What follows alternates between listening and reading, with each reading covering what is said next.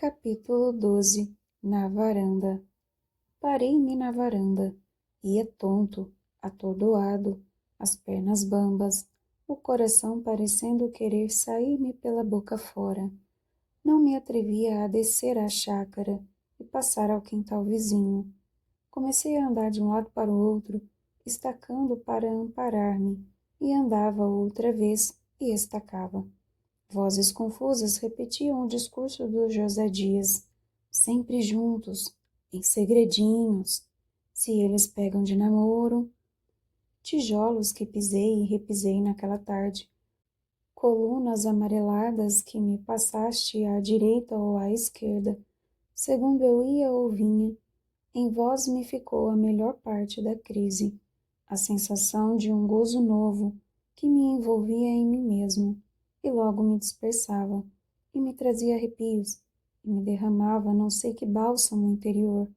Às vezes dava por mim, sorrindo, um ar de riso de satisfação que desmentia a abominação do meu pecado, e as vozes repetiam-se confusas, em segredinhos, sempre juntos, se eles pegam de namoro. Um coqueiro, vendo-me inquieto e adivinhando a causa, murmurou de cima de si que não era feio que os meninos de 15 anos andassem nos campos com as meninas de 14. Ao contrário, os adolescentes daquela idade não tinham outro ofício, nem os campos outra utilidade.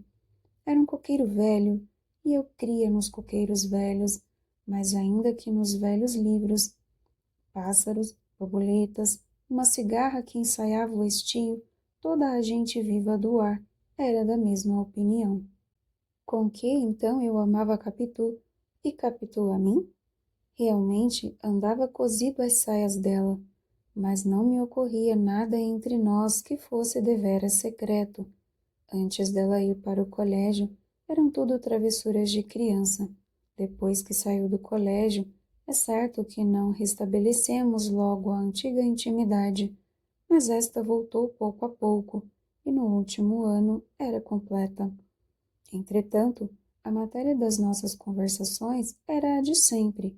Capitu chamava-me às vezes bonito, mocetão, uma flor. Outras pegava-me nas mãos para contar-me os dedos, e comecei a recordar esses e outros gestos e palavras, o prazer que sentia quando ela me passava a mão pelos cabelos, dizendo que os achava lindíssimos. Eu, sem fazer o mesmo aos dela, dizia que os dela eram muito mais lindos que os meus. Então Capitu abanava a cabeça com uma grande expressão de desengano e melancolia, tanto mais de espantar quanto que tinha os cabelos realmente admiráveis, mas eu retorquia, chamando-lhe maluca. Quando me perguntava se sonhara com ela na véspera, e eu dizia que não, ouvia-lhe contar que sonhara comigo, e eram aventuras extraordinárias, que subíamos ao corcovado pelo ar, que dançávamos na lua, ou então que os anjos vinham perguntar-nos pelos nomes, a fim de os dar a outros anjos que acabavam de nascer. Em todos esses sonhos andávamos unidinhos. Os que eu tinha com ela não eram assim, apenas reproduziam a nossa familiaridade, e muita vez não passavam da simples repetição do dia, alguma frase, algum gesto. Também eu os contava. Capitu um dia notou a diferença, dizendo que os dela eram mais bonitos que os meus. Eu, depois de certa hesitação, disse-lhe que eram como a pessoa que sonhava. Fez-se cor de pitanga, pois, francamente, só agora entendi a emoção que me dava essas e outras confidências. A emoção era doce e nova, mas a causa dela fugia-me, sem que eu a buscasse nem suspeitasse. Os silêncios dos últimos dias, que me não descobriram nada, agora eu os sentia como sinais de alguma coisa, e assim as minhas palavras, as perguntas curiosas, as respostas vagas, os cuidados, o gosto de recordar a infância. Também adverti que era fenômeno recente acordar com o pensamento em Capitu, e escutá-la de memória, e estremecer quando lhe ouvia os passos. Se falava nela em minha casa, prestava mais atenção que dantes. E segundo era louvor ou crítica, assim me trazia gosto ou desgosto mais intensos que outrora, quando éramos somente companheiros de travessuras. Cheguei a pensar nela durante as missas daquele mês, com intervalos, é verdade, mas com exclusivismo também. Tudo isso me era agora apresentado pela boca de José Dias, que me denunciara a mim mesmo, e a quem eu perdoava tudo, o mal que dissera, o mal que fizera e o que pudesse vir de um e de outro.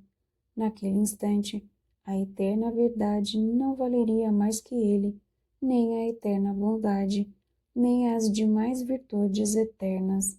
Eu amava Capitu, Capitu amava-me, e as minhas pernas andavam, desandavam, estacavam, trêmulas e crentes de abarcar o mundo.